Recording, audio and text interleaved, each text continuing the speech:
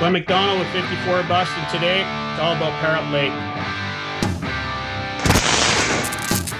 So when we're fishing up on Perrault Lake, we usually use something similar to what we fish with on Cedar. Perrault is just downstream from Cedar, so if you go back, watch one of my older videos, and we did touch on the Cedar Lake and the lures that we like to use there, so I'll leave a link in the description below for that one.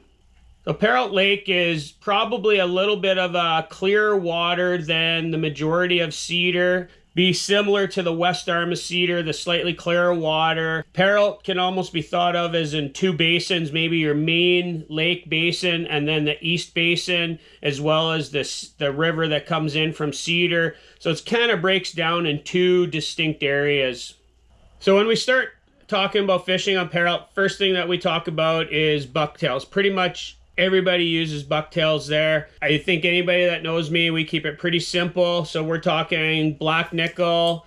So here's a 6 black nickel by PDs. This would be an early season type of lure that I'll be using here as our musky season opens in a month. If I upsize a little bit, here is a black perch 8 cheese curd by Dadson Blade Baits. This is another one I'll be using early season, although this one I would use year-round up on Perrault. And if I upsize that black perch, here's a 9mm by Dadson Blade Bait. So it's the black perch flash with the chartreuse blades. So those are kind of the starting colors when you're thinking of the black family of lures. If I'm going to go for a different color than black on, say, a overcast day or a dreary day, I'm going to be looking into that Cisco type of pattern. So here's an over-under style from Dadson Blade Baits. This is a 10 and a 9. This is in a silvery Cisco with some purple flash in it, with an orange blade and silver blade. So this is the type of color I'd be looking for. Another one that I really like is something with this pink, purpley type of flash. This one with the chartreuse blade and the gold blade. This, again, this is by Dadson Blade Baits. This is a custom cheese curd 8. So this is something that I would be using opposite of black. Another style of bucktail that we've had a good amount of success with up there is the marabou. Here's one from Musky Munchies. This is a custom marabou with a little bit of flash in it. So this is purple and silver blades over top of a black with a little bit of purple and silver in it. So this is the type of marabou bait that I like. Something in that darker pattern always seems to do good on the brighter days. And again, because I like pink so much, this is a French blade custom Dadson Blade Bait with marabou. So this is the type of lure I'd be looking at as well in the marabou line. All right. If I switch over to the second style of lure, I think it's kind of adjacent to the bucktails because we'll be using the bucktails throughout the system over rocks, over weeds, over shallow, over deep break lines. But if we're going to look to Perrault, it has a lot of area that has deeper weeds and deeper structure, weeds that don't quite make it to the surface even on a really hot year where the weeds would grow up. A type of lure that I think works really exceptionally well there is the Lee Lures Boilermaker. So this is the smaller single-bladed one, but this style of subsurface bait that runs just below the surface but stays up in the water column a little bit more than a conventional bucktail can really serve you well on Perrault on some of those weed beds that the weeds are not quite getting up to the surface. So this is definitely the type of lure that we like in that situation, and something that many people wouldn't consider similar, but we use almost in the same way, is the high impact suic. So this is the plastic version, unweighted, and this with really slow pulls, you can just about creep this just barely subsurface and get it over top of the weeds that aren't right up to the surface without getting snagged up in the weeds. The key with a suic like this is just work it very slow and just small hops with the rod just to keep that right up on the surface. So that's my silver jailbird. And then this is a custom painted kind of a fire tagger.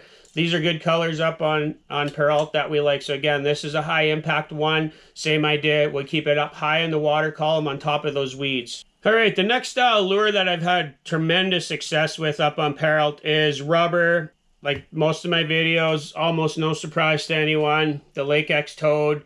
I've used it up there for the past 3 years and had just tremendous success on the deep breaking rock structure up there. Something else that I've used only a little bit the past year, but have had some really good success, and I'm really looking forward to this year, is the Bondi Royal Orba, and this is the junior, the smallest model. This is the one I like the most in this walleye pattern. Can use this in any situation. This, to me, is almost like the equivalent of a small bucktail. So I'm really looking forward to using this one up there this year. And another one that we've had really good luck with is just the Medusa. So this is the mid-size Medusa. And in this color, this bright chartreuse and orange, it just seems to be a nice balance to going with a more black chartreuse or black and white, green and white style of toad, and just work them a little bit different. They're similar lures, but you can use each one in a slightly different manner. So I like to have both of these handy when I'm fishing up on Peril. I'm going to talk about one more style lure that we do use up there a fair amount.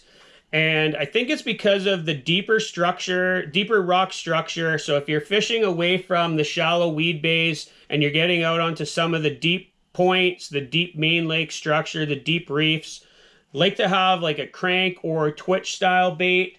Here's one by brbaits. This is a 9-inch shallow Sherman tanker. I can use this like a crank or twitch bait and just cast it out, twitch it back to the boat, let it kind of neutral suspend or neutral rise as you're pulling it in. And this type of lure, you can pound it right into the rocks. Another one that I really like, this is by Clarkey Custom Baits down southern Ontario. This is a custom that he did in that black and silver jailbird for me with an aluminum lip. This one, again, you can just pound it right into the rocks to draw fish out of the rocks. And we've had good luck doing that, especially in that midsummer to getting into late August when the fish are really up onto those rocks. You can really get these around there and just crank them through those rocks, twitch them, pause them. Always seem to draw fish out. Another one that's similar, this is the sucker stick bait by Live Target. And it's got the rattle in it. This is a pretty inexpensive bait, one that's really produced for us all throughout the region. But on Peril, again, we can use this in a crank or twitch style. We control this one just like we can these other couple here. But this one really lends itself to working around the shallower rocks. You can cast it up. It's pretty neutral in its rise. So if you do real slow pulls, it's not going to crank down very far. And this one just really seems to trigger a lot of bites. We've caught a lot of fish on these Live Target sucker stick baits. New to me this year is the Bangarang Custom Baits Soul Searcher. I did do a quick video on this a few weeks back, and this little Soul Searcher twitch bait, I'm really looking forward to getting up on Peril this year. Again, just like these other styles of cranks and twitch, I think this one's a little smaller. I think I can work this around some of the structure different than these ones. This one won't dive as deep. I think I can pull this across the top. But I like the smaller size of this bait, and I like the action on it. I like that I can use it as a crank or a twitch where I can just do a straight retrieve and it has a slow wobble. I'll include a link to the video I did on this a few weeks back so you can kind of see the action on this one as well. But I do really like this style of bait, and I'm hoping that it's really going to produce for us this year on Peril.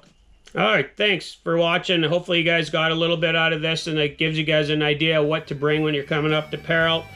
It's a really cool lake. It's the big main basin can be a tough nut to crack, but once you figure it out and find where those feeding shelves are and the structure, it can be really rewarding. And the East Basin and the river down in towards Cedar holds a lot of area, a lot of good structure, a lot of weed structure, so it can be a real fun spot to try and explore.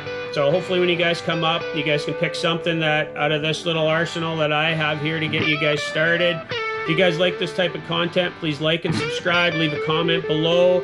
I'll try to answer any questions you guys might have, and look me up if you guys need a hand when you're up here fishing on Perrault Lake. Thanks.